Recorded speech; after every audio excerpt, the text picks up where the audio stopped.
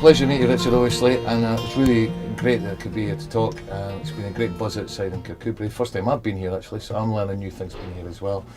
I'd like you to tell me a little bit about who you are, obviously, and why you're here today and how you're feeling with the last few weeks to go. Well, thanks for the invitation to sit in this seat. This is a first for me. It's a hot seat. It's a hot seat, but don't worry, it's a fire engine. We can deal with that if we have to. Well, it's great to be here in Kirkcudbright, and my name is Richard Lochhead. I'm the Cabinet Secretary for Rural Affairs, Food and the Environment in the Scottish Government, and I've been lucky enough to have that position since 2007 when the SNP were elected to government. I also represent Moray constituency in the Scottish Parliament. Which we've had a great time up in Moray just a week or so ago. Yeah, I'm sorry I didn't see you when you were up there, but I heard you went down well, Yeah. and I saw the pictures on social media, so it's good to finally catch up, even if I had to come to the other end of the country to meet you. That's okay, much appreciated. And tell me a little bit about your history, because obviously you're not born into becoming a cabinet minister, so where has your journey started?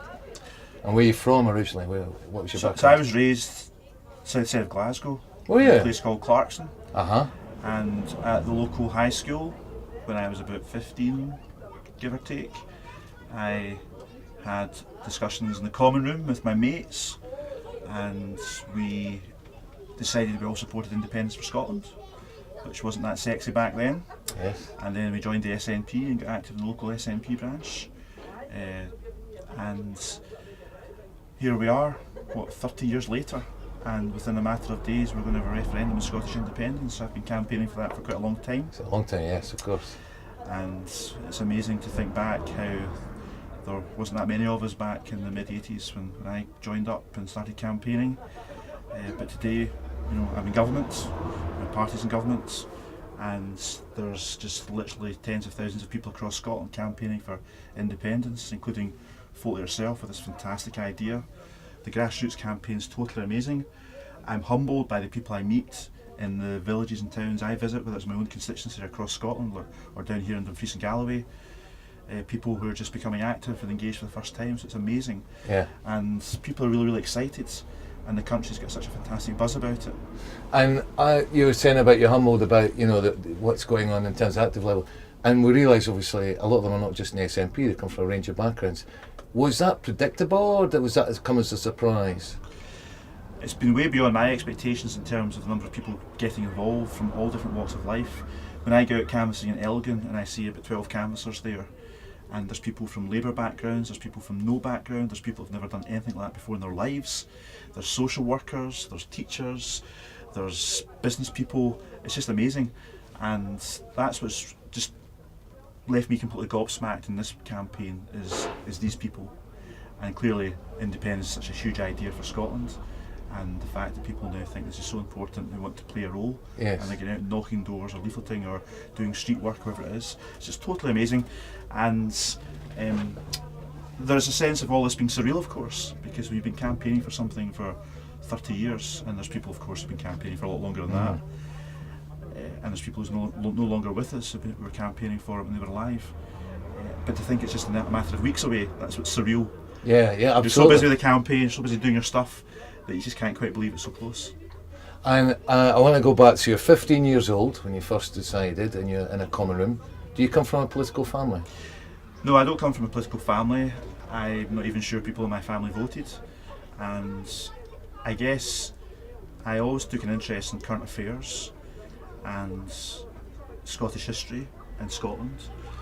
And then when I began to look at what was happening back in those years where we had Conservative governments that we'd elect in Scotland, I always remember looking at the TV and seeing men in pinstripe suits with them, quite posh accents quite often, who were representing Conservative constituencies, mainly outside of Scotland. And I thought, they don't speak my language, they don't talk in my language in terms of the things they're talking about, it's not what I would talk about. And we don't elect these people. Why, if Scotland's a country, don't we have our own government? So that's against, I guess, my sort of roots of my beliefs, because I felt strongly about things, and of course I thought Scotland had lots of oil, it's got lots of resources, we could do a lot better if we took our own decisions. Why we get these people taking decisions on our behalf? So that's what turned me on politically. Yes, absolutely.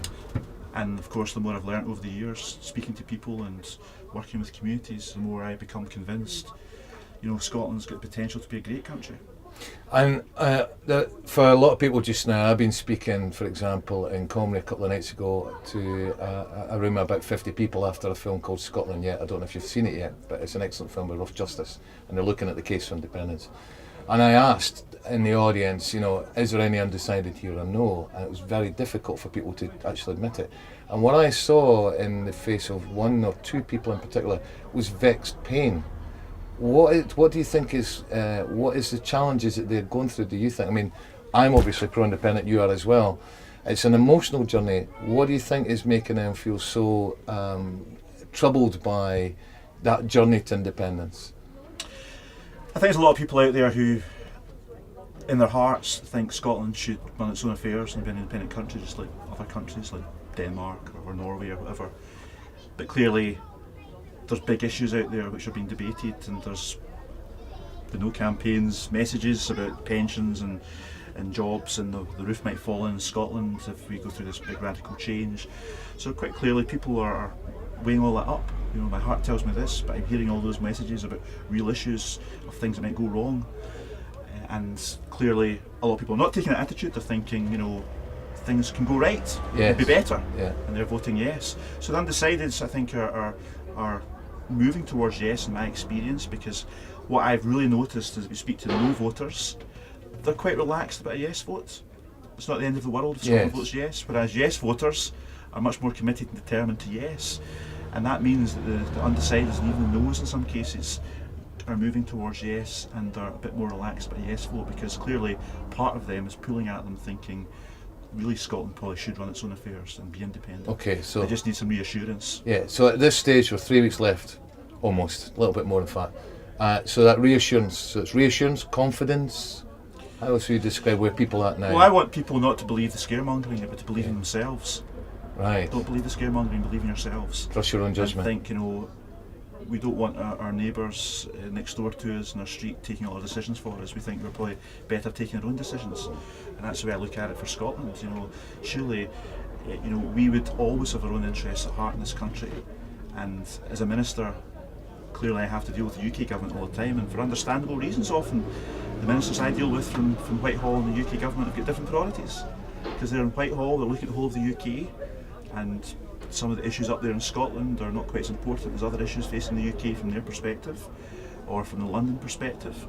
So they've got different priorities and different interests, and Scotland's just a bit of an afterthought, and some of our key industries are just a bit of an afterthought, whereas other countries have governments completely dedicated and prioritising their own national interests. And I see that in European negotiations as farming and fish minister. I go and, as part of the UK delegation of course, but I watch what happens in these negotiations that determine the livelihoods of our fishermen and farmers or crofters or rural communities generally. And these governments from Denmark or Ireland are 100% committed to getting the best possible deal for their countries and their interests. Yes, they've got to compromise, yes, they're part of a bigger club, don't get everything their own way, but they go in there trying to get the best possible deal and 100% committed to doing that. Scotland, we don't have that out there, because it's the UK government negotiating to have the Scotland, and they've got distractions and other priorities from elsewhere in the UK, and of course their own political beliefs and values, which often are not what we support here in Scotland. Right in the Port of Leith, they're going to ask the people, is independence best? I'm thinking bonny Scotland, but the answer could be yes.